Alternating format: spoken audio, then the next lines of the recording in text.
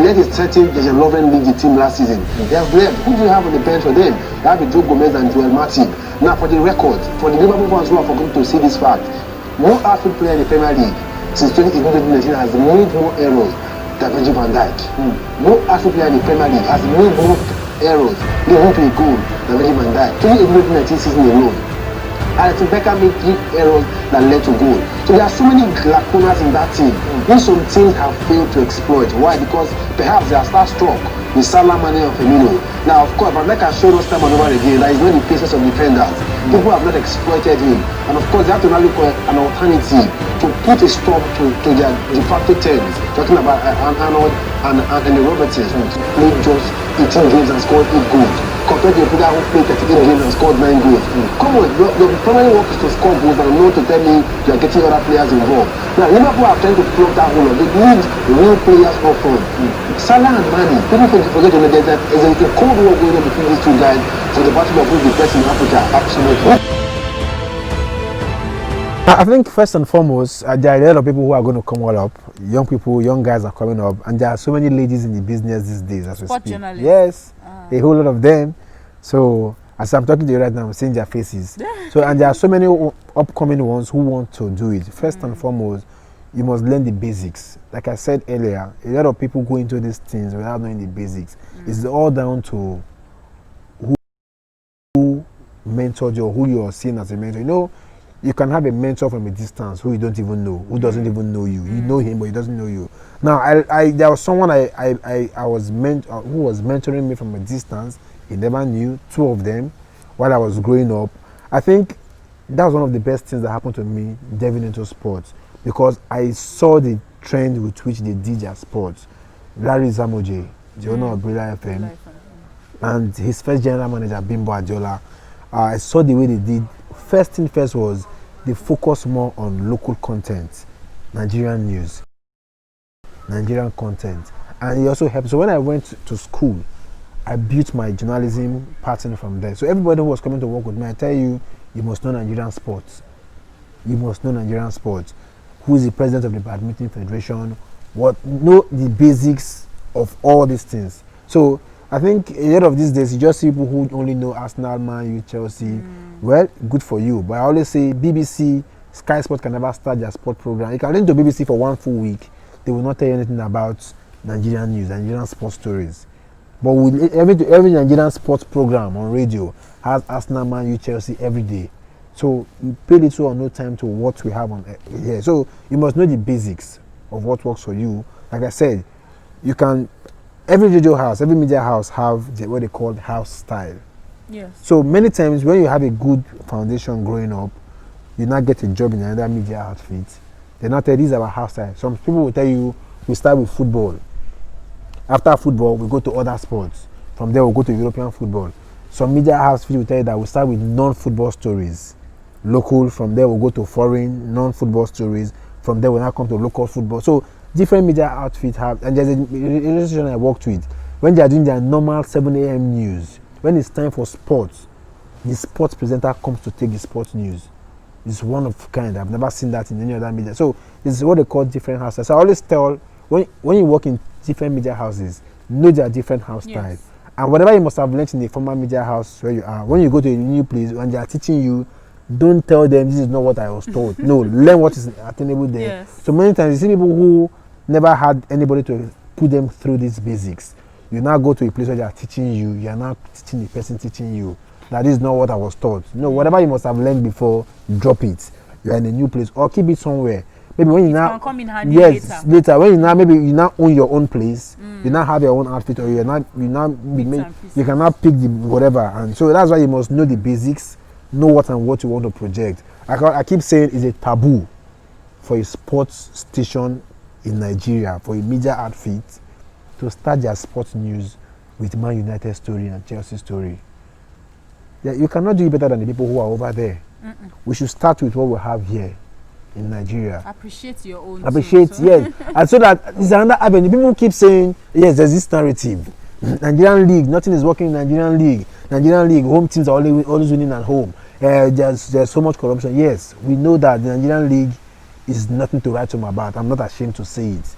So I'm not one of those people that will say the league is getting better. We are not getting better because South Africa came to learn how to run the league in Nigeria. Nigeria cannot even compare with what they have in South Africa. We have the Egyptians, the Moroccans, the Tunisians. They sign players from Brazil, sign players from other leagues, and they pay them in dollars. They don't owe them salaries.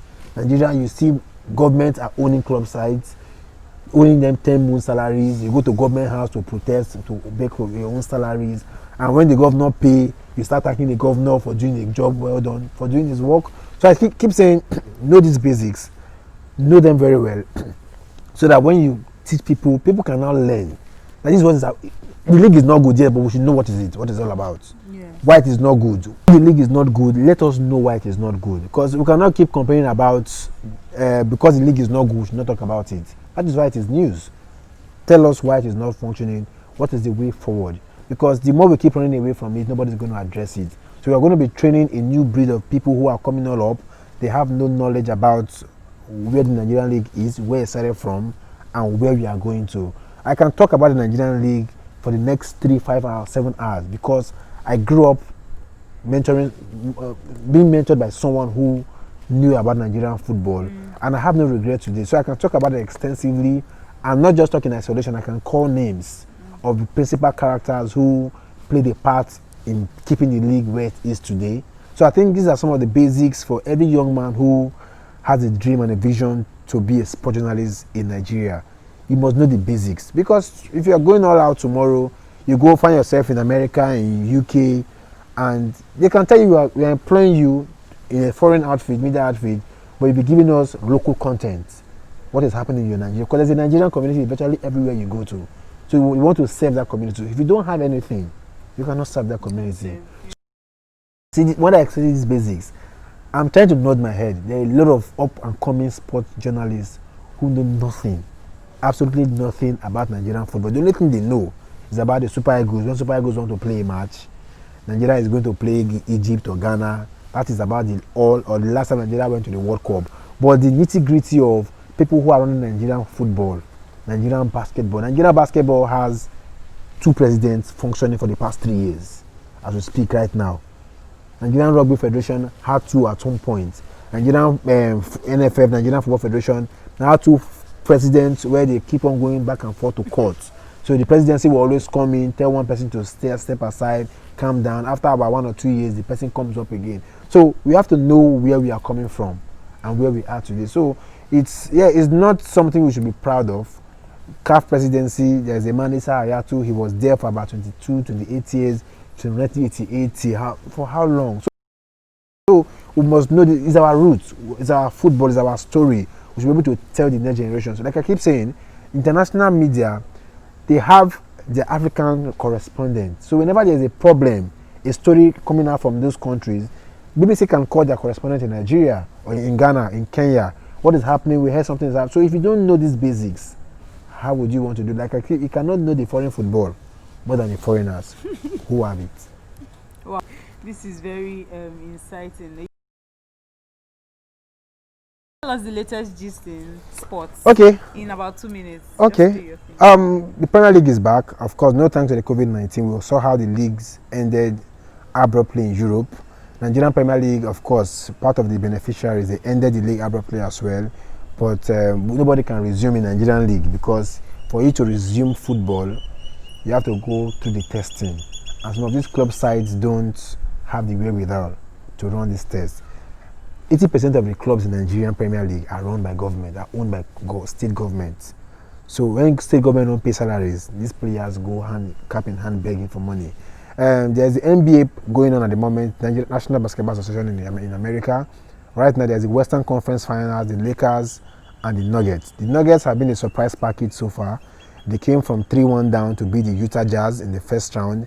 They came back from 3-1 down again to beat another favorite, LA Clippers, in the semi-finals, and then they're playing the Lakers. They are losing by a game to nothing.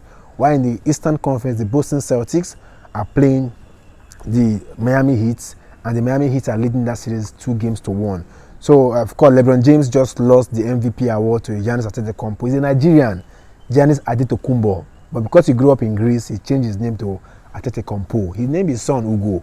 So that's his Nigerian through and through. So he lost the award. He got just 16 first team votes. And it was mad that only 16 journalists voted for him as a first candidate. So everything is being buoyed toward him, giving his best to the conference. And for Chelsea fans, I'm sorry for you guys. I'm not a Chelsea fan, I'm not an Arsenal fan, I'm an Enyimba fan. Chelsea fans are complaining bitterly about their goalkeeper, Kepa Arrizabalaga. They spent £71 million to buy him for a goalkeeper. And Chelsea had the worst return of goals. They conceded about 54 goals last season. Just earlier today, against Liverpool, he has conceded 2 goals already. In fact, he gave a palliative, one of the goals, to Liverpool. So, football is back. Fans are not back in the stadium because of the COVID-19. The Prime Minister of Britain, Boris Johnson, talks about by October the 1st, fans should be able to return to the stadium. Maybe 30% of the fans. The clubs are suffering big time for it because of lack of money. Fans paying big money to come to the stadium, and they are paying these players huge money, £200,000 every week. Most of these players. So how do we keep? They all have sponsors though, but they are looking forward to the fans coming back to the stadium.